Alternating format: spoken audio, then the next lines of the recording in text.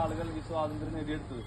പക്ഷെ ഇന്ന് വീണ്ടും അതിനേക്കാളും അടിമത്തത്തിലേക്ക് പോകുന്നു എന്നൊരു വസ്തുത നമ്മൾ മറക്കരുത്. അപ്പൊ ഈ സ്വാതന്ത്ര്യം നേടിയവരെ നമുക്ക് പ്രത്യേകം ഈ ദിവസം അനുസ്മരിക്കാം. മഹാത്മാഗാന്ധി മുതൽ തുടങ്ങി നമ്മുടെ എല്ലാ മഹാത്മാരെയും പൂർവികരെയൊക്കെ ഇന്നേ ദിവസം പ്രത്യേകം അനുസ്മരിക്കാം. ഇന്ന് നമുക്ക് ഏത് ഭക്ഷിക്കണം, എന്ത് കഴിക്കണം, എന്ത് വസ്ത്രം ധരിക്കണം എന്നത് പോലും നമ്മൾ തീരുമാനിക്കാൻ പറ്റാത്തൊരു അവസ്ഥയിലേക്ക് നമ്മുടെ ഇന്ത്യ എത്തിക്കൊണ്ടിരിക്കുകയാണ്.